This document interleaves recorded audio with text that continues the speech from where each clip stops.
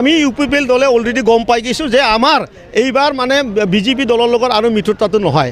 बिदिब्ला फैबाय थानाय समावहाय इन्डिया एलायन्स बिजेपिजों थारैनो इउपिपिएलआ गैलाखौनो बुंनांगोन ना नैबे जिथु थासारिखौ जों नायोब्ला जिथु राकेश ब्रह्म इउपिपिएलनि दा सासे एमसिएलए बा लाइमोन गांखंनि आफादगिरिबो बिथाङा माखासेखिनि गोख्रों खेंफोरथि होदों भिडिअखौ आं आबुङै होनो थांगासिनो दङ।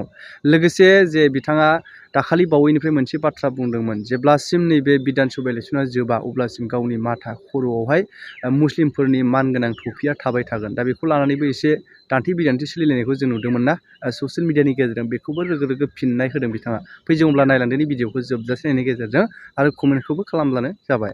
বিরোধী দলসমূহ ভয় খাইছে। এটাতো স্পষ্ট হৈ গৈছে যে 2-3 দিনৰ ভিতৰত যোৱাকালি মুখ্যমন্ত্ৰী ডাঙৰীয়াই যি কথা ক'লে আমি ইউপিপিএল দলে অলৰেডি গম পাই গৈছোঁ যে আমাৰ এইবাৰ মানে বিজেপি দলৰ লগত আৰু মিত্ৰতাটো নহয়। কাৰণ তেখেতে কৈছে যে আমি বিজেপিয়ে মাজত সোমাই পেলাই আমাক মানে মিলাই দিব নোৱাৰে। তেখেতসকলে বিপিএফ আৰু ইউপিপিএলে অকলে অকলে মানে বহি পেলাই চিন্তা কৰিব লাগিব। আৰু এই সময়ত বিপিএফ আৰু ইউপিপিএলৰ লগত বহা এইটো পানী আৰু তেলৰ লগত মিক্সনৰ কথা।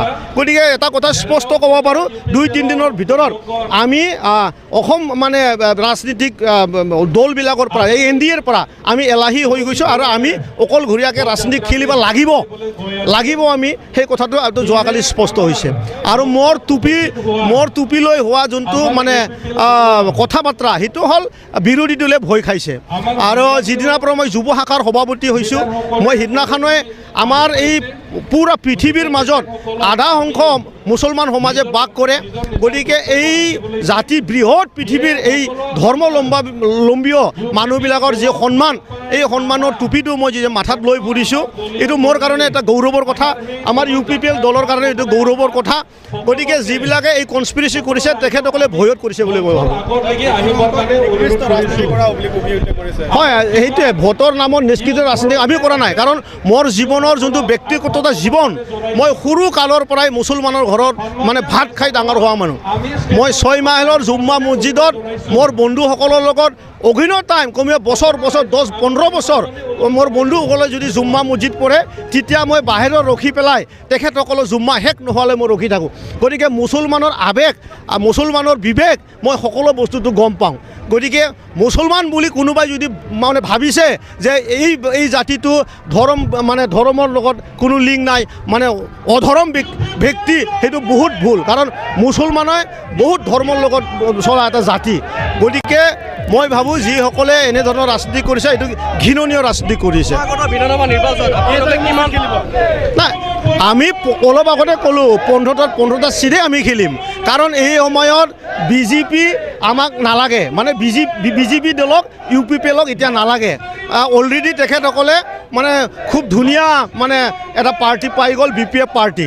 গতিকে এইটো স্পষ্ট কথা বিপিএফ আৰু ইউপিপিএলৰ লগত মিত্ৰতা নহয়। গতিকে ইউপিপিএলৰ স্থিতিটো অকলে এতিয়া আমি অকলে খেলিম বুলি কোৱা নাছিলোঁ কিন্তু আমাক অকলে খেলিবলৈ বিজেপি দলে এতিয়া বাধ্য কৰাইছে। গতিকে আমি ইউপিপিএল জন্মই হৈছে যে মানে শান্তিক মানে বিঠা কৰি পেলাই ইউপিপিএল জন্ম পাইছে এই বিটিআৰৰ 26টা জনগোষ্ঠীৰ আশা আকাংক্ষা পূৰণ কৰাৰ কাৰণে অন্যায়ৰ বিৰুদ্ধে জুৱাৰ বিৰুদ্ধে ভ্ৰষ্টাচাৰৰ বিৰুদ্ধে জন্ম পোৱা এটা দল। গতিকে 6,15,000 ভোট যোৱা বিটিচি নিৰ্বাচনত আমি পাইছোঁ।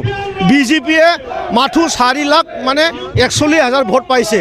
বিপিএফে পাইছে 7,92,000 আৰু তাৰে 4 লাখ ভোটাৰ্ছে বিপিএফক ভোট কৰিছে। আদিবাসী আৰু চাউথাল দুটা জনগোষ্ঠীয়ে মিলি পেলাই 2 লাখ ভোট কৰিছে। স্পষ্ট কথা বিটিআৰৰ কোনো ধৰণৰ বিপিএফ নাই। আৰু এই সময়তো ইয়াত মই চিধা ক'ব পাৰোঁ যে বিপিএফ যি দল এই দলটো আজিৰ দিনত মানে মুছলমানৰ দল। এইটো মুছলমানৰ দল নাম মই সলনি কৰি দিছোঁ। এই দলৰ নামটো হ'ল BMPF মানে বড়োলেণ্ড মুছলিম পিপল ফ্ৰণ্ট তেখেতসকলক আমি নাম দিছোঁ। গতিকে বড়ো মানুহে বিপিএফ নকৰে হয়নে বেলেগ জনগোষ্ঠীয়ে বিপিএফ নকৰে খালি মুছলমান আৰু আদিবাসীয়ে কৰে।